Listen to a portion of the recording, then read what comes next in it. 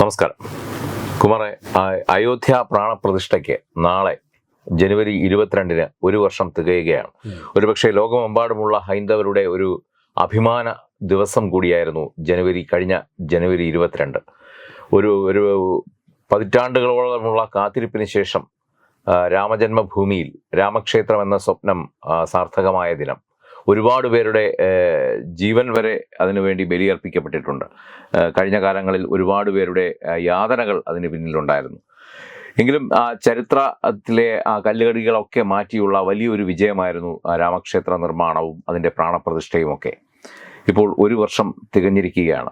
തിരിഞ്ഞു നോക്കുമ്പോൾ ഈ കടന്നു വന്ന വഴികൾ കല്ലും മുള്ളും നിറഞ്ഞതായിരുന്നു. പക്ഷേ ഇന്നിപ്പോൾ ലോകം തന്നെ ഉറ്റുനോക്കുന്ന ഒരു വലിയ ആധ്യാത്മിക തീർത്ഥാടന കേന്ദ്രമായി മാറിയിരിക്കുന്നു. രാജ്യതലസ്ഥാനം ദില്ലി ആണെങ്കിൽ കൂടി ഭാരതത്തിൻ്റെ ആധ്യാത്മിക തലസ്ഥാനമായി അയോധ്യാപുരി മാറിയിരിക്കുന്നു. ശരിക്കും പറഞ്ഞാൽ ക്ഷേത്രത്തിൻ്റെ ഒരു 75% പണി മാത്രമേ പൂർത്തിയായിട്ടുള്ളൂ. ആ ടെമ്പിൾ കോംപ്ലക്സ് എന്ന സ്വപ്നത്തിലേക്ക് ഇനിയും ഏറെ ദൂരം പോകേണ്ടതായിട്ടുണ്ട്. അതുകൂടി കഴിയുമ്പോൾ ഭാരതത്തിൻ്റെ ഈ ഒരു ആധ്യാത്മിക നഗരിയിലേക്ക് വന്നെത്താൻ പോകുന്നത് ജനകോടികളാണ്. മഹാകുംഭമേള നടക്കുന്ന ആ വേളയിൽ തന്നെയാണ് ഇത്തരത്തിലുള്ള ഒരു മുഹൂർത്തം, പ്രാണപ്രതിഷ്ഠയുടെ 1-ാം വാർഷികവും കടന്നു വരുന്നത്. എങ്ങനെ കാണുന്നു ഈ ഒരു മുഹൂർത്തത്തെ? തീർച്ചയായിട്ടും ഈ ഒരു വർഷം പൂർത്തീകരിക്കുമ്പോൾ അതൊരു വലിയ നേട്ടമാണ് രാജ്യത്തെ സംബന്ധിച്ചിടത്തോളം. ഈ പ്രാണപ്രതിഷ്ഠ എന്ന് പറഞ്ഞാൽ അത് നടക്കുമ്പോഴും ഒരു വലിയ വിഭാഗം ഭാരതീയർക്ക് അപ്പോഴും അത് അവിശ്വസനീയമായ മുഹൂർത്തമായി തോന്നി. കാരണം പതിറ്റാണ്ടുകളല്ല, 5 നൂറ്റാണ്ടാണ് ഭാരതം ഈ അയോധ്യ ശ്രീരാമ ജന്മഭൂമിക്ക് വേണ്ടി തപസ്സനുഷ്ഠിച്ചത്. AD 1528 ഈ ശ്രീരാമക്ഷേത്രത്തെ ബാബറിൻ്റെ സൈന്യം തകർക്കുമ്പോൾ തന്നെ അവിടെ ക്ഷേത്രം വേണം, പുനർനിർമ്മിക്കണം എന്ന ഒരു മുറവിളി ഉയർന്നിരുന്നു. ആ ആവശ്യമാണ് തലമുറകൾ കൈമാറി ഇതിന് യാതൊരു ശോഭയും കെടാതെ, അതിൻ്റെ ഊർജമൊന്നും നശിക്കാതെ ഒരു കെടാവിളക്ക് പോലെ ഇങ്ങ് 2024 എത്തിയത്. 2024 പ്രധാനമന്ത്രി നരേന്ദ്രമോദിയുടെ കൈകൊണ്ട് തന്നെ അവിടെ പ്രാണപ്രതിഷ്ഠ നടത്തുക എന്ന ഒരു സങ്കല്പത്തിലേക്ക് എത്തിയത്. എന്തായാലും അതിൻ്റെ ചരിത്രമൊക്കെ ഏറെ ചർച്ച ചെയ്യപ്പെട്ട കാര്യമാണ്. പക്ഷേ ഏറ്റവും സമീപകാല ചരിത്രം പരിശോധിച്ചാൽ അയോധ്യ എന്നത് ഒരു പരിധിവരെ ഒരു വർഗീയ വിഷയമായിരുന്നു. RSSും BJPയും ഒക്കെ തെരഞ്ഞെടുപ്പ് നേട്ടത്തിന് വേണ്ടി അല്ലെങ്കിൽ അവരുടെ സംഘടനാ വികാസത്തിന് വേണ്ടി എടുത്തു പ്രയോഗിക്കുന്ന വർഗീയ വിഷയമായിരുന്നു അയോധ്യ എന്ന് പറഞ്ഞു കഴിഞ്ഞാൽ തന്നെ, അല്ലെങ്കിൽ അയോധ്യയ്ക്ക് അനുകൂലമായി സംസാരിച്ചാൽ പോലും അതൊരു വർഗീയ സംസാരമായി അല്ലെങ്കിൽ വർഗീയ പ്രസ്താവനയായി മാറിയിരുന്ന ഒരു കാലഘട്ടമുണ്ടായിരുന്നു. എന്നാൽ ഈ കാലഘട്ടത്തിനെയൊക്കെ ഒടുവിൽ അന്ത്യം കുറിച്ചത് കോടതികളിൽ ഏറ്റവും ഒടുവിലായി സുപ്രീം കോടതിയിൽ നടന്ന വാദപ്രതിവാദങ്ങൾ, സുപ്രീം കോടതിയുടെ മുന്നിലേക്കെത്തിയ തെളിവുകൾ, അവിടെ നടന്ന ആർക്കിയോളജിക്കൽ സർവേ ഓഫ് ഇന്ത്യയുടെ പരിശോധനകൾ, ഇതെല്ലാം തന്നെ ഈ പറയുന്ന കാര്യത്തിന് ശാസ്ത്രീയ അടിത്തറയുണ്ട്, തെളിവുകളുടെ പിൻബലമുണ്ട് എന്ന് നമുക്ക് ബോധ്യപ്പെട്ട ദിവസങ്ങളായിരുന്നു. ഏറ്റവും ഒടുവിലായി സുപ്രീം കോടതിയുടെ വിധി വരുമ്പോൾ, അതായത് ഇത് ഹിന്ദുക്കൾക്ക് അവകാശപ്പെട്ട ഭൂമിയാണ്, അത് ശ്രീരാമൻ്റെ മണ്ണാണ്, അവിടെ ശ്രീരാമക്ഷേത്രം ഉയരണം, ആ ക്ഷേത്രം നിർമ്മിക്കാനായി ഒരു ട്രസ്റ്റിന് രൂപം കൊടുക്കണം എന്നൊക്കെ കോടതി, രാജ്യത്തിൻ്റെ പരമോന്നത നീതിന്യായ കോടതി ഉത്തരവിടുമ്പോഴാണ് ശ്രീരാമക്ഷേത്രം, രാമജന്മഭൂമിയിലെ ശ്രീരാമക്ഷേത്രം എന്ന ആവശ്യത്തിന് എത്രമാത്രം മഹത്വമുണ്ടായിരുന്നു എന്ന് മറ്റു പലരും മനസ്സിലാക്കുന്നത്. അതുവരെ അവരെ സംബന്ധിച്ചിടത്തോളം അത് ഒരു രാഷ്ട്രീയ വിഷയമായിരുന്നു, അതൊരു വർഗീയ വിഷയമായിരുന്നു. പലരും വിചാരിച്ചത് BJP ഇതൊരു തെരഞ്ഞെടുപ്പ് നേട്ടത്തിന് വേണ്ടി പറയുമെന്നല്ലാതെ BJPയെ കൊണ്ട് ഇത് സാധിക്കുമെന്ന് പലരും വിചാരിച്ചിരുന്നില്ല. പക്ഷേ അത് സാധിക്കുമെന്നും അത് കൃത്യമായി തന്നെ സമയബന്ധിതമായി നടപ്പിലാക്കാനുള്ള ശേഷി, ഈ രാജ്യത്തെ ഒപ്പം നിർത്തി ചെയ്യാനുള്ള ശേഷി BJPക്ക് ഉണ്ട് എന്നും BJP തെളിയിച്ച ഒരു നിമിഷം കൂടിയായിരുന്നു. BJP എന്ന് മാത്രമല്ല, രാജ്യത്തെ ഒന്നാകെ ജനങ്ങൾ, മാത്രമല്ല ലോകം മുഴുവൻ അന്ന് അയോധ്യയിലേക്ക് പരിഭാവനതയോടെ ഉറ്റുനോക്കി എന്നുള്ളതാണ്. പണ്ടൊക്കെ ഒരു സംഘർഷ ഭൂമിയായിരുന്നു അയോധ്യയിലെ സംഘർഷം എന്നത് ലോകം ഉറ്റുനോക്കിയിരുന്നത് തമ്മിലടിക്കുന്ന ഒരു ജനവിഭാഗം എന്നതാണ്. പക്ഷേ ഇപ്പോഴങ്ങനെയല്ല. കോടതി വിധി വന്നതോടുകൂടി തർക്കം ഉന്നയിച്ചിരുന്ന സംഘടനയുടെ ഭാഗങ്ങളിൽ നിന്നുള്ളവരും അവിടുത്തെ മുസ്ലിങ്ങളും അതുപോലെ തന്നെ ഹിന്ദുക്കളും എല്ലാവരും അടങ്ങുന്ന ഒരു ജനവിഭാഗം ഒന്നിച്ചൊരുമിച്ച് ഒരൊറ്റക്കെട്ടായി അവിടെ ശ്രീരാമ ജന്മഭൂമിയിൽ ക്ഷേത്രം വരുന്നതും അവിടെ പ്രാണപ്രതിഷ്ഠ നടക്കുന്നതുമൊക്കെ നോക്കി നിൽക്കുന്നത് നമ്മൾ കണ്ടു. രാജ്യത്തിൻ്റെ നാനാഭാഗത്തു നിന്നും, ലോകത്തിൻ്റെ നാനാഭാഗത്തു നിന്നും ആ ഒരു ധന്യ മുഹൂർത്തം കാണാനായി ആളുകൾ അവിടെ എത്തി. അതിന് അതിൻ്റെ ഒരു 1-ാം വാർഷികം എന്ന് പറയുമ്പോൾ തീർച്ചയായും നമ്മളെല്ലാം അഭിമാനത്തിൻ്റെ ഉന്നതിയിലെത്തിക്കുന്ന ഒരു നിമിഷമാണ് നാളെ കടന്നു പോകാൻ പോകുന്നത്. ഈ കുമാർ നേരത്തെ പറഞ്ഞത് പോലെ തന്നെ ഈ വർഗീയമായി തന്നെയാണ് ഇതിന് ഏറ്റവും കൂടുതൽ അതൊരു പക്ഷേ പുറത്തുള്ളവരെക്കാളും ഇന്ത്യയിലുള്ളവരാണ് അത്തരത്തിലൊരു മാനം ഈ ഭൂമിക്ക് നൽകിയത്. ശരിക്കും പറഞ്ഞാൽ ഭാരതത്തിൻ്റെ 2 ഇതിഹാസങ്ങളാണ്, നമ്മുടെ രാജ്യത്തിൻ്റെ 2 ഇതിഹാസ കാവ്യങ്ങളാണ് രാമായണവും മഹാഭാരതവും. അതിൽ ഏറ്റവും പ്രധാനപ്പെട്ട ആദ്യ കാവ്യമെന്നാണ് രാമായണത്തെ വിശേഷിപ്പിക്കുന്നത്.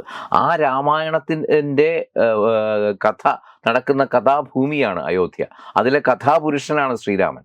ആ ഭൂമിയെയാണ് ഇത്രയധികം വിവാദങ്ങളിലൂടെ വലിച്ചഴച്ചത് എന്ന് പറയുന്നത് ഏറ്റവും വലിയൊരു സങ്കടകരമായ അവസ്ഥയാണ്. ഇതിൻ്റെ ഒരു മറുവശം എന്ന് പറഞ്ഞു കഴിഞ്ഞാൽ ഈ ഒരു ഭൂമി, രാമജന്മഭൂമി, വർഷങ്ങളോളം അല്ലെങ്കിൽ നൂറ്റാണ്ടുകളോളം നീണ്ട തർക്കത്തിന് ശേഷം അത് സാർത്ഥകമാകുമ്പോൾ ഒരുപക്ഷെ നേരത്തെ സൂചിപ്പിച്ചതുപോലെ അവിടെയുള്ള മറ്റ് മതവിഭാഗങ്ങൾ, ഇസ്ലാം സഹോദരന്മാർ ഉൾപ്പെടെ ഒരുമിച്ച് ചേർന്ന് നിന്നുകൊണ്ടാണ് ഇതിനു വേണ്ടി അഹോരാത്രം പ്രയത്നിച്ചത്. അവരൊക്കെ ഇത് വരുന്നതിൽ സന്തോഷിക്കുകയായിരുന്നു. പക്ഷേ യഥാർത്ഥത്തിൽ ഈ രാജ്യത്തിനെതിരായി പ്രവർത്തിക്കുന്ന അല്ലെങ്കിൽ രാജ്യത്തിന് വിരുദ്ധമായി പ്രവർത്തിക്കുന്ന ശക്തികൾ ആണ് ഇതിനെ വർഗീയമായി കാണാനും അല്ലെങ്കിൽ അത്തരത്തിൽ ഇതിന് ഒരു പരിവേഷം നൽകാനും പുറകിൽ നിന്ന് പ്രവർത്തിച്ചത്. അതിപ്പോ കോൺഗ്രസ് പാർട്ടിയിലുള്ള ചിലർ പോലും അല്ലെ, കോൺഗ്രസ് പാർട്ടിയിലെ ഒരു വിഭാഗം ഒരുപക്ഷെ ഇതിനോട് അനുകൂല നിലപാട് സ്വീകരിച്ചിരുന്നു. പക്ഷെ ഒരു വിഭാഗം അപ്പോഴും മാറി നിന്നുകൊണ്ട് ഇതിനെ കുറ്റം പറഞ്ഞു. അവരുടെ ഉദ്ദേശ ലക്ഷ്യങ്ങൾ വേറെ പലതുമായിരുന്നു. അത് നടക്കാതെ പോയതിലുള്ള അവരുടെ ഒരു അമർഷവും വിദ്വേഷവും നിരാശയും ഒക്കെ ഇതിൽ നിഴലിച്ച് കണ്ടു. നേരത്തെ പറഞ്ഞതുപോലെ തന്നെ BJP ഇത് ഇത്ര പെട്ടെന്ന് നടപ്പാക്കിയെടുക്കുമെന്ന് കരുതിയിരുന്നില്ല. ഇത് BJPയുടെ മാനിഫെസ്റ്റോയിൽ പോലും ഉണ്ടായിരുന്ന കാര്യം ആണെങ്കിൽ കൂടി ഇത് വെറും എലക്ഷൻ സ്റ്റണ്ടാണെന്ന് പറഞ്ഞാണ് ഇതിനെ നോക്കിക്കണ്ടിരുന്നത്. ഇത് ഇത്രയും വളരെ പെട്ടെന്ന് ഈ പറഞ്ഞ സമയത്തിനുള്ളിൽ, അതും പ്രധാനമന്ത്രി നരേന്ദ്രമോദിയുടെ കൈകളാൽ തന്നെ പ്രാണപ്രതിഷ്ഠ നടത്തുക എന്നൊക്കെ പറയുന്നത് അവരെ സംബന്ധിച്ചിടത്തോളം തികച്ചും അസഹനീയമായിരുന്നു. അതിൻ്റെ ഒരു അസഹിഷ്ണുത കൊണ്ട് തന്നെയാണ് പലതും പറഞ്ഞുകൊണ്ടിരിക്കുന്നത്. അത് ഇപ്പോഴും നിഴലിച്ചുകൊണ്ടിരിക്കുകയാണ്. ഈ കഴിഞ്ഞ ദിവസം സർസംഘ് ചാലകിൻ്റെ ഒരു പ്രസ്താവന എടുത്ത് വളച്ചൊടിച്ചതിൻ്റെ കാര്യവും അത് തന്നെയല്ലേ. ഇപ്പൊ അദ്ദേഹം പറഞ്ഞത് ഭാരത യഥാർത്ഥ സ്വാതന്ത്ര്യം ലഭിച്ചത് ഈ പ്രാണപ്രതിഷ്ഠയോട് കൂടിയാണെന്നാണ്. ഇതൊരു ഭാരതത്തെ സംബന്ധിച്ചിടത്തോളം ഇതൊരു ഹിന്ദു ദേശമാണ്, ഹിന്ദുസ്ഥാനമാണ് അല്ലെ. അങ്ങനെ ഹിന്ദുസ്ഥാനമാണെന്ന് പറയുമ്പോഴും സർവ്വ ലോകത്തിനും സുഖം ഭവിക്കട്ടെ എന്ന ഒരു സർവ്വസാഹോദര്യ മന്ത്രം ഉരുവിടുന്ന ഒരു ആർഷഭൂമി കൂടിയാണ് നമ്മുടെ ഭാരതം. അതുകൊണ്ടാണ് ലോക സമസ്ത സുഖിനോ ഭവന്തു എന്ന് വിശാലമായി നമുക്ക് പറയാൻ സാധിക്കുന്നത്. ഭാരതത്തിന് സുഖം ഭവിക്കട്ടെ എന്നല്ല പറയുന്നത്, ലോകത്തിലെ സമസ്ത ജീവജാലങ്ങൾക്കും സുഖം ഭവിക്കട്ടെ എന്നാണ് പറയുന്നത്. അത്രയും ഒരു വിശാലതയോട് കൂടി കാണുന്ന ഇതിനെ ഇത്രയും ഈ പറഞ്ഞതുപോലെ ഇടുങ്ങിയ മനസ്സോടുകൂടി നോക്കിക്കാണുന്ന ഒരു വിഭാഗം രാഷ്ട്രീയക്കാരും മറ്റ് മതസ്ഥരുമുണ്ട്. ഈ സർസംഘ് ചാലകിന്റെ പ്രസ്താവന ഇപ്പോൾ വളച്ചൊടിക്കാനുണ്ടായ ഒരു കാരണം അത് തികച്ചും രാഷ്ട്രീയ പ്രേരിതം തന്നെയല്ലേ? അല്ല, ഈ കുറേ നാളായി സർസംഘ് ചാലകിന്റെ ഭാഗത്ത് നിന്നും എന്തെങ്കിലും ഒരു വിവാദത്തിന് സ്കോപ്പുള്ള പ്രസ്താവന വീണ് കിട്ടാനായി കോൺഗ്രസ് അടക്കമുള്ളവർ കാത്തിരിക്കുകയാണ്. അദ്ദേഹം ഇതിനു മുമ്പ് പല കാര്യങ്ങളും പറഞ്ഞിട്ടുണ്ട്. ഈ പള്ളികളിൽ വിഗ്രഹം ശിവലിംഗം തേടി നടക്കേണ്ട കാര്യമില്ല, മുസ്ലിങ്ങളും ഈ രാജ്യത്തിന്റെ ഭാഗമാണ്, എല്ലാവരും ഒരുമിച്ച് പോകണം എന്നൊക്കെ അദ്ദേഹം പറഞ്ഞു. അതൊന്നും ഇവരാരും കേട്ട മട്ടില്ല. പക്ഷേ ഇപ്പോൾ അയോധ്യ ശ്രീരാമ ക്ഷേത്രത്തിൻ്റെ നിർമ്മാണത്തോടുകൂടി ഭാരതത്തിൻ്റെ സ്വാതന്ത്ര്യം എന്ന ഒരു ലക്ഷ്യം പൂർത്തിയായി എന്ന് അദ്ദേഹം പറയുമ്പോൾ അതിനെ അതിൻ്റേതായ അർത്ഥത്തിൽ അതിൻ്റേതായ അർത്ഥതലങ്ങളിൽ കാണാനുള്ള കഴിവില്ലായ്മ കൊണ്ടാണ് ഇത് വളച്ചൊടിക്കുന്നത്. ഇത് എനിക്ക് തോന്നുന്നില്ല അവർ ബോധപൂർവം ചെയ്യുന്നതാണെന്ന്. പക്ഷേ രാഷ്ട്രീയമായി ഒരു വിഷയദാരിദ്ര്യം കോൺഗ്രസിനുണ്ട്. ആ ഒരു വിഷയദാരിദ്ര്യം മാറ്റാനായി ഇവർ ഈ പ്രസ്താവനകളെ ഉപയോഗിക്കുന്നുവെന്ന് മാത്രം. കാരണം അവർ ചരിത്രം മനസ്സിലാക്കാത്തത് കൊണ്ടാണ്. അവരുടെ അഭിപ്രായത്തിൽ ബ്രിട്ടീഷുകാർ മാത്രമേ ഭാരതത്തെ കീഴടക്കി ഭരിച്ചിട്ടുള്ളൂ, ബ്രിട്ടീഷുകാർക്ക് എതിരെ മാത്രമേ ഇവിടെ സ്വാതന്ത്ര്യ സമരം നടന്നിട്ടുള്ളൂ എന്നാണ്. അതിനു മുമ്പ് മുഗളന്മാരുടെയും മറ്റ് പല വിദേശ ശക്തികളും ഇവിടെ വന്നപ്പോൾ അവർക്കെതിരെയൊക്കെ പോരാട്ടം നടന്നിട്ടുണ്ട്. ആ മുഗളന്മാർക്കെതിരെ നടന്ന പോരാട്ടത്തെക്കുറിച്ചാണ് സർസംഘ് ചാലക് പറയുന്നത്. അല്ലാതെ കോൺഗ്രസ് സ്വാതന്ത്ര്യം നേടിത്തന്നു എന്ന് പറയപ്പെടുന്ന ആ സമരത്തെക്കുറിച്ചല്ല. അദ്ദേഹം പറഞ്ഞത് മുഗൾ ഭരണകാലത്ത് 30,000-ത്തിലധികം ക്ഷേത്രങ്ങളാണ് തകർക്കപ്പെട്ടിട്ടുള്ളത് ഭാരതത്തിൽ. 30,000-ത്തിലധികം ക്ഷേത്രങ്ങൾ തകർക്കപ്പെടുമ്പോൾ ആ ക്ഷേത്രങ്ങൾ മുഴുവൻ വേണം എന്ന് ആധുനിക ഭാരതം ആവശ്യപ്പെട്ടിട്ടില്ല. അവർ 3 ക്ഷേത്രങ്ങളാണ് ആവശ്യപ്പെട്ടത്. അത് കാശി വിശ്വനാഥവും അതുപോലെ തന്നെ അയോധ്യ ശ്രീരാമ ജന്മഭൂമിയും മധുര ശ്രീകൃഷ്ണ ജന്മഭൂമിയുമാണ്. അതിലൊന്ന് അയോധ്യ ശ്രീരാമ ജന്മഭൂമിയിൽ ക്ഷേത്രം വരുമ്പോൾ അതോടുകൂടി മുഗൾ ഭരണത്തിൻ്റെ അല്ലെങ്കിൽ മുഗൾ അധീശത്വത്തിൻ്റെ എല്ലാ അടയാളങ്ങളും ഇല്ലാതാവുകയാണ്. അതിനെയാണ് സർസംഘചാലക് ചൂണ്ടിക്കാട്ടിയത്. പക്ഷേ ആ അർത്ഥവ്യാപ്തിയിൽ കാണാനുള്ള ഒരു കഴിവ് രാഷ്ട്രീയ പാർട്ടിയായ കോൺഗ്രസിന് ഇല്ലാതെ പോയി. അതാണ് പറഞ്ഞ ആ ഒരു വിശാല ചിന്താഗതി അവർക്കില്ല. പകരം ഇടുങ്ങിയ ചിന്താഗതിയാണ്. ഇടുങ്ങിയ ചിന്താഗതിക്കുള്ളിൽ ഇവരുടെ ഈ കുടിലമായ പല കാര്യങ്ങളും അതിനകത്ത് കൊണ്ടുവരുന്നു എന്നുള്ളതാണ്. അതെ, മുഗളന്മാരുടെ അധീശത്വത്തിനെതിരെ അദ്ദേഹം സ്വാതന്ത്ര്യ പ്രഖ്യാപനം നടത്തിയപ്പോൾ കോൺഗ്രസ് പറയുന്നത് മഹാത്മാഗാന്ധിയെ ആക്ഷേപിച്ചു എന്നാണ്. മഹാത്മാഗാന്ധിക്കെതിരെ RSS നിലപാടെടുത്തു എന്നാണ്. അത് കാര്യങ്ങൾ മനസ്സിലാക്കാതെ ഇപ്പോൾ ഏതൊരു വലിയ റോക്കറ്റ് സയൻസ് ഒന്നും അല്ല അദ്ദേഹം പറഞ്ഞത് വളരെ ലളിതമായി ചരിത്രം അറിയുന്ന, ചരിത്രത്തിൻ്റെ ബാലപാഠങ്ങൾ അറിയുന്ന ആളുകൾക്ക് മനസ്സിലാകുന്ന കാര്യമാണ്. പക്ഷേ അതിനെ ഇത്ര വലിയ ഒരു രാഷ്ട്രീയ ഇഷ്യൂ ആയി എടുത്ത് കോൺഗ്രസ് അവരുടെ ഏറ്റവും വലിയ ഒരു സമ്മേളനത്തിൽ പോലും അവതരിപ്പിക്കുന്നു. മാപ്പ് പറയണമെന്ന് ആവശ്യപ്പെടുന്നു. ഇനിയിപ്പോൾ റാലി നടത്താൻ പോവുകയാണ്. RSSൻ്റെ മേധാവി മാപ്പ് പറയണമെന്ന് ആവശ്യപ്പെട്ടുകൊണ്ട് കർണാടകയിൽ കോൺഗ്രസ് റാലി നടത്താൻ പോവുകയാണ്. ഇതൊക്കെയാണ് രാഷ്ട്രീയ പാപ്പരത്വം എന്ന് പറയുന്നത്. ഇതൊക്കെയാണ് ഒരു ആശയ ദാരിദ്ര്യം എന്ന് പറയുന്നത്. കുമാർ, ഏത് രാജ്യത്തായാലും അവിടെ ഇത്തരത്തിൽ ഒരു ടെമ്പിൾ അല്ലെങ്കിൽ വാട്ടവർ എന്തെങ്കിലും ഒരു സ്ഥാപനം വരുമ്പോൾ, അല്ലെങ്കിൽ അത് അവിടുത്തെ ചരിത്രവുമായി ബന്ധപ്പെട്ടിട്ടുള്ള ഒരു നിർമ്മിതി വരുമ്പോൾ, ആ നിർമ്മിതിയെ ആ രാജ്യത്തിൻ്റെ ഒരു സ്വത്തായി കാണുക എന്നുള്ളതാണ്. പക്ഷേ ഭാരതത്തിൽ മാത്രം നിർഭാഗ്യവശാൽ ഈ അയോധ്യയ്ക്ക് എന്നും ഒരു RSS BJP പരിവേഷമാണ്, അല്ലെങ്കിൽ അവരുടെ ഒരു ഇതിൽ പ്രവർത്തിക്കുന്നതാണ് എന്നുള്ള ഒരു പൊതുവേ ഒരു ധാരണയുണ്ട്. പക്ഷേ ഭാരതീയർ ഒന്നടങ്കം ഈ ഒരു വിശ്വാസ കേന്ദ്രത്തെ ഏറ്റെടുക്കേണ്ടതല്ലേ? അല്ല, അത് തീർച്ചയായിട്ടും. പക്ഷേ അത് നമ്മുടെ ചരിത്രത്തിൽ, സ്വാതന്ത്ര്യാനന്തര ചരിത്രത്തിൽ 2 ഘടകങ്ങളാണ് ഇതിനെതിരെ നമുക്ക് പ്രവർത്തിച്ചത്. ഒന്ന്, കമ്മ്യൂണിസ്റ്റ് ചരിത്രകാരന്മാർ ചരിത്രത്തിൽ നടത്തിയിട്ടുള്ള ചില വക്രീകരണങ്ങൾ, അവർ നടത്തിയിട്ടുള്ള ചില വ്യാഖ്യാനങ്ങൾ, അതൊക്കെ ഒരു വലിയ വിഭാഗം ജനത ഫോളോ ചെയ്തു എന്നുള്ളതാണ്. രണ്ടാമത്തെ കാര്യം, നമ്മുടെ വിദ്യാഭ്യാസ സമ്പ്രദായത്തിലുണ്ടായിരുന്ന ചില ന്യൂനതകളാണ്. രാമായണവും മഹാഭാരതവും നമ്മുടെ രാജ്യത്തിൻ്റെ ഇതിഹാസങ്ങളാണ് എന്ന് നമ്മൾ ചരിത്രത്തിൽ കൊച്ചു ക്ലാസ്സുകൾ മുതൽ തന്നെ പഠിക്കുന്നതാണ്. പക്ഷേ ആ ഇതിഹാസത്തിൻ്റെ അർത്ഥം എന്താണ് എന്ന് നമ്മൾ പറഞ്ഞു കൊടുത്തിട്ടില്ല. ലളിതമായിട്ടല്ല നമ്മളത് പറഞ്ഞു കൊടുത്ത്. ഇതിഹാസം എന്ന് പറഞ്ഞാൽ ചരിത്രമാണ്, ഭാരതത്തിൻ്റെ ചരിത്രമാണ് ഈ 2 പുസ്തകങ്ങളും എന്ന് പറയുമ്പോൾ അതിൻ്റെ പ്രാധാന്യം വേറെ. ഇതിഹാസം എന്നത് അർത്ഥം അറിയാതെ നമ്മൾ പഠിക്കുമ്പോൾ അതിൻ്റെ പ്രാധാന്യം വേറെ. അതുകൊണ്ടാണ് നമ്മൾ ആ ഒരു കമ്മ്യൂണിസ്റ്റ് ചരിത്രകാരന്മാരുടെ വക്രീകരണത്തിലേക്ക് വീണുപോയത്. കൃത്യമായും 2 വിഭാഗങ്ങളെ തമ്മിൽ അടുപ്പിക്കാൻ അവർക്ക് സാധിച്ചു. ഇതിലൊരു വിഭാഗത്തിൻ്റെ പിന്തുണ നേടിയെടുക്കാനും സാധിച്ചു. വീരനായകന്മാർ ടിപ്പു സുൽത്താനും ബാബറും അക്ബറും ഷാജഹാനും ഹുമയൂണും ഒക്കെ ആയിരുന്നു. അതെ, രാമൻ ജീവിച്ചിരുന്ന വ്യക്തിയാണോ എന്നൊരു ചോദ്യം ചോദിക്കുമ്പോൾ നമ്മുടെ തലമുറയെ സംശയത്തിലാഴ്ത്താൻ അവർക്ക് സാധിച്ചു. ഇനി ഇരുന്ന വ്യക്തിയാണ് എങ്കിൽ എവിടെയാണ് ജീവിച്ചിരുന്നത്? ഈ രാമായണത്തിൽ പറയുന്ന അയോധ്യ തന്നെയാണോ ഈ അയോധ്യ, അതോ മറ്റേതെങ്കിലും സ്ഥലമാണോ എന്നൊക്കെയുള്ള കൺഫ്യൂഷനുകൾ വരുത്താനും ഇതൊക്കെ ഒരു വെറും കെട്ടുകഥയാണ്. അല്ല, അതാണ് ഞാൻ പറഞ്ഞത്. ഇതിഹാസ കാവ്യം പിറവി കൊണ്ട ഭൂമി, ആ ഇതിഹാസ കാവ്യത്തിന്റെ ഏറ്റവും വലിയ ഏടുകൾ നിലനിൽക്കുന്നത് ഭാരതത്തിലെമ്പാടുമുണ്ട്. നമ്മുടെ കൊച്ചു കേരളത്തിൽ പോലും ഈ രാമായണത്തിന്റെ ഭാഗമായിട്ടുള്ള സ്ഥലങ്ങളുണ്ട്. പക്ഷേ അതും കഴിഞ്ഞ് അങ്ങ് ശ്രീലങ്കയിൽ എത്തിയപ്പോൾ ലങ്കയിൽ ഇന്നും രാമായണത്തിന് അതിൻ്റെതായ വിശുദ്ധി കൽപ്പിക്കുകയും അവിടുത്തെ വിമാനത്താവളം ഉൾപ്പെടെയുള്ള ഒരു വലിയ ഭൂപ്രദേശത്തെ രാമായണത്തിന്റെ പേരിൽ തന്നെ അവിടെ മാറ്റിയിരിക്കുന്നു. അവിടുത്തെ ടൂറിസം പോലും രാമായണത്തെ അധിഷ്ഠിതമായിട്ടുള്ള ഒരു ടൂറിസമാണ്. അപ്പോഴും ഭാരതം ഇത് RSSന്റെ അല്ലെങ്കിൽ BJPയുടെ സ്പോൺസർഷിപ്പിലുള്ളതാണെന്ന് പറഞ്ഞ് ഇതിനെ മാറ്റി നിർത്തുകയാണ്.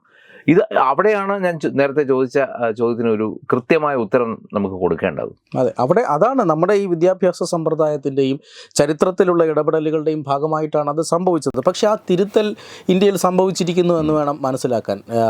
ലങ്കയിലോ അതുപോലെ തന്നെ മലേഷ്യയിലോ തായ്ലാൻഡിലോ ഒക്കെ ഉള്ളതുപോലെയുള്ള രാമായണത്തിൻ്റെ പ്രസക്തിയും രാമായണത്തെ അടിസ്ഥാനമാക്കിയിട്ടുള്ള വിനോദസഞ്ചാരവും ഒക്കെ ഇന്ത്യയിൽ പൂർണ്ണ രൂപത്തിൽ വന്നിട്ടുണ്ട്. ഉത്തർപ്രദേശിലേക്ക് എത്തുന്ന ഒരാൾക്കറിയാം, അവിടെ എത്തുമ്പോൾ തന്നെ ഒരു മുഴുവൻ അവിടുത്തെ പട്ടണങ്ങളും ഗ്രാമങ്ങളും ഒക്കെ ഇപ്പോൾ ഒരു രാമായണത്തിൻ്റെ മോഡിയിലേക്ക് മാറിയിട്ടുണ്ട്. പക്ഷേ അതുപോലെ തന്നെ ഭാരതത്തിലെ മറ്റ് ഒരുപാട് സ്ഥലങ്ങളുണ്ട് ഇതുമായി ബന്ധപ്പെട്ട് കിടക്കുന്ന, ഇല്ലേ? അതെ, തീർച്ചയായും മറ്റു സംസ്ഥാനങ്ങളിലും ഈ ഒരു അലയടിക്കൽ ഉണ്ടായിട്ടുണ്ട്. കാരണം കേരളത്തിൽ രാമായണ മാസാചരണം എത്രയോ വർഷമായി നടക്കുന്നുണ്ട്. പക്ഷെ അപ്പോഴും കേരളത്തിൽ ഇത്തരം പ്രവർത്തനങ്ങൾക്ക്, ഇത്തരം നവോത്ഥാനങ്ങൾക്കൊക്കെ തടയിടുന്ന ചില ശക്തികളുണ്ട്. രാമായണത്തെയും എഴുത്തച്ഛനാണ് ഭാഷാപിതാവ് എന്ന് പ്രഖ്യാപിക്കുന്നതിലുമൊക്കെ വലിയ തടസ്സം നിൽക്കുകയാണ് മുസ്ലിം ലീഗ് ഉൾപ്പെടെയുള്ള മത തീവ്രവാദ സംഘടനകൾ. മലപ്പുറത്ത് തുഞ്ചത്ത് എഴുത്തച്ഛന് ആവശ്യമായ സ്മാരകം, അദ്ദേഹത്തിന് ആദരവ് നൽകുന്ന ഒരു സ്മാരകം പണിയാൻ പോലും എതിർപ്പ് വരുന്നതിന് കാരണം അവരുടെ ഒരു രാഷ്ട്രീയ സ്വാധീനമാണ്. ഇത്തരത്തിലുള്ള ഘടകങ്ങൾ എല്ലാ സംസ്ഥാനങ്ങളിലും ഉണ്ട്. തമിഴ്നാട്ടിൽ രാമായണത്തിൻ്റെ അല്ലെങ്കിൽ അദ്ദേഹം പ്രാണപ്രതിഷ്ഠ നടത്താനായി നരേന്ദ്രമോദി പോയത് തമിഴ്നാട്ടിൽ നിന്നാണ്. തമിഴ്നാട്ടിൽ ശ്രീരാമ മുദ്രയുള്ള ക്ഷേത്രങ്ങൾ സന്ദർശിച്ചുകൊണ്ടാണ്. അദ്ദേഹം കേരളത്തിൽ തൃപ്രയാർ ശ്രീരാമസ്വാമി ക്ഷേത്രത്തിൽ ദർശനം നടത്തിയതും അതുകൊണ്ടാണ്. അതായത് രാമേശ്വരത്തു നിന്നും രാമേശ്വരത്തു നിന്നാണ് അദ്ദേഹം പോയത്. അതായത് ശ്രീരാമൻ്റെ കാൽപ്പാടുകൾ, രാമായണത്തിൻ്റെ അവശേഷിപ്പുകൾ അത് ഇന്ത്യയിലെ എല്ലാ സംസ്ഥാനങ്ങളിലും ഉണ്ട് എന്ന് മാത്രമല്ല ചില വിദേശ രാജ്യങ്ങളിലുമുണ്ട് എന്ന് തെളിയിച്ചുകൊണ്ടാണ് അയോധ്യയിലേക്ക് നരേന്ദ്രമോദി യാത്രയായത്. അത്തരം ടൂറിസം പദ്ധതികളും അത്തരം പാഠ്യവിഷയങ്ങളുമൊക്കെ ഒരുപക്ഷെ നിർമ്മാണ ഘട്ടത്തിലായിരിക്കാം. ഇന്നിപ്പോൾ ഒരു വാർത്ത വന്നത് രാമായണത്തെക്കുറിച്ച് ഉത്തരാഖണ്ഡിൽ മദ്രസകളിൽ പോലും പഠിപ്പിക്കുന്നുവെന്നാണ്. ഇത്തരത്തിലുള്ള സമഗ്രമായ പാഠ്യവിഷയം ഒരുപക്ഷെ ചരിത്രത്തിൽ നമുക്ക് പറ്റിയ തെറ്റുകളൊക്കെ തിരുത്താനുള്ള സമയം കൂടിയായിരിക്കും ഇനിയുള്ള സമയം. ഇതിപ്പോൾ 1-ാം വാർഷികം മാത്രമേ ആയിട്ടുള്ളൂ. ഈ നേരത്തെ പറഞ്ഞതുപോലെ ക്ഷേത്ര സമുച്ചയത്തിൻ്റെ പണി അത് തീരാൻ ഇനിയും ധാരാളം ദിവസങ്ങൾ കാത്തിരിക്കണം. ഇപ്പോൾ മഹാകുംഭമേള അവിടെ നടക്കുകയാണ്. കുംഭമേളയ്ക്ക് ശേഷം ഒരുപക്ഷെ ഈ രാമായണവും അതുപോലെ തന്നെ അയോധ്യയിലെ ദീപാവലിയും ഒക്കെ അന്താരാഷ്ട്ര തലത്തിൽ തന്നെ ചർച്ചാ വിഷയമാവുകയാണ്. വരും തലമുറ ഒരുപക്ഷെ എനിക്ക് തോന്നുന്നു ഈ കഴിഞ്ഞു പോയ തലമുറയേക്കാൾ കൂടുതൽ അറിവുകൾ കൊണ്ട് സമ്പന്നമായിരിക്കും വരും തലമുറ എന്ന് നമുക്ക് പ്രതീക്ഷിക്കാം. എന്തായാലും ഈ പറഞ്ഞതുപോലെ ചരിത്രത്തിലെ വക്രീകരണങ്ങൾക്ക് ഒരു അന്ത്യമുണ്ടാകട്ടെ. ഈ ഭാരതത്തിൻ്റെ ഒരു സ്വത്ത് തന്നെയാണ് ഈ ശ്രീരാമക്ഷേത്രം. അത് ഈ പറഞ്ഞതുപോലെ മറ്റ് മതവിഭാഗങ്ങൾ അതിൽ നിന്ന് മാറി നിൽക്കേണ്ട കാര്യമില്ല. കാര്യം ഇവിടെ താമസിക്കുന്നവരൊക്കെയും ഭാരതീയരാണ്. അപ്പോൾ ആ ഭാരതത്തിൻ്റെ ഒരു എന്താ പറയുക, ഇത്രയും വർഷത്തെ സഞ്ചിത സുഹൃതമെന്നൊക്കെ നമ്മൾ ആലങ്കാരികമായി പറയാറുണ്ട്. അങ്ങനെ വിശേഷിപ്പിക്കാമെങ്കിൽ അങ്ങനെയുള്ള ഒരു വലിയ പൈതൃക സമ്പത്ത് തന്നെയാണ് ഇവിടെയുള്ള ക്ഷേത്രങ്ങളും മസ്ജിദുകളും ഒക്കെ. അത് ഒരു വിഭാഗത്തിൻ്റെ മാത്രമല്ല, ചരിത്രത്തിൻ്റെ ഭാഗമായി കടന്നു വന്നിട്ടുള്ളതെല്ലാം അങ്ങനെ തന്നെയാണ്. അങ്ങനെ നോക്കുമ്പോൾ ഈ എത്രയോ നൂറ്റാണ്ടുകൾ പഴക്കമുള്ള ആ രാമജന്മഭൂമിയും അവിടുത്തെ ശ്രീരാമക്ഷേത്രവും ഇപ്പോൾ അവിടെ നടന്ന പ്രാണപ്രതിഷ്ഠയും ഒക്കെ ഒരുപക്ഷെ ലോകത്തിന് തന്നെ ഏറ്റവും വലിയ അത്ഭുതമായി മാറുകയാണ്. നേരത്തെ സൂചിപ്പിച്ചതുപോലെ രാജ്യ തലസ്ഥാനം ദില്ലിയാണെങ്കിൽ ഭാരതത്തിൻ്റെ ആധ്യാത്മിക തലസ്ഥാനമായി UP ഉത്തർപ്രദേശ് മാറുകയാണ്. അതിൽ കേന്ദ്രബിന്ദുവായി അയോധ്യയും. ആ അയോധ്യയിലേക്ക് വരുന്ന നാളുകളിൽ, ഇപ്പോൾ വർഷം 1 ആയിട്ടുള്ളൂ, ഇനി വരുന്ന ഓരോ വാർഷികത്തിലും കോടിക്കണക്കിന് ഭക്തരായിരിക്കും അല്ലെങ്കിൽ കോടിക്കണക്കിന് ആൾക്കാരായിരിക്കും ഇവിടേക്ക് ഒഴുകി എത്തുക. നമസ്കാരം. Powered by Jyothis, realising your dream home. Our ongoing luxury apartments projects are Crown near Karivattam, The Square near UST Global, White Manor near Aattugal Ambalathara, and Evergreens Luxury Villas near Tirumala. Call 90482 55599. Jyothis Building Promoters Private Limited, Thiruvananthapuram.